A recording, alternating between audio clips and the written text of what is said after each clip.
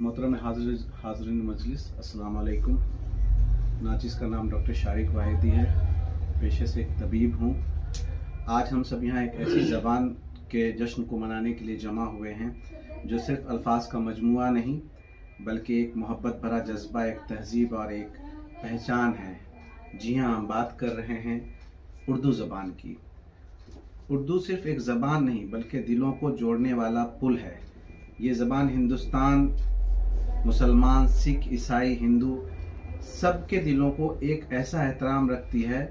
इसकी मिठास, इसका अदब, इसकी शायरी, इसका अंदाज़ गुफ्तगू सब कुछ दिलों को छू लेता है। गालिब, इकबाल, फिराक, फैज़, ये सब इस ज़बान के नायाब हीरोज़ हैं। उर्दू में हमें सिखाया कि बात सिर्फ कहने की नहीं, समझने की भी होती है। ये वो ज़बान है जिसमें मोहब्बत को मोहब्बत से कहा जाता है और एहतराम को अदब से। दोस्तों, आज जब दुनिया तरक्की के दौर में आगे बढ़ रही है, हमें अपनी ज़बान और अपनी शनाख्त को भूलना नहीं चाहिए। हमें फ़ख्र होना चाहिए कि हम इस ज़बान से ताल्लुक़ रखते हैं जिसने दुनिया को मोहब्बत, अदब और इंसानियत का पैगाम दिया।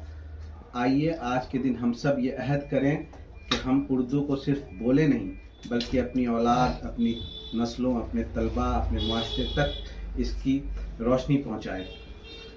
हम उर्दू में लिखें, हम उर्दू में पढ़ें, हम उर्दू में सुनें और इसके वक़ार को बढ़ाएं। आखिर में मैं बस एक शेर के साथ अपनी बात को ख़त्म करना चाहूँगा।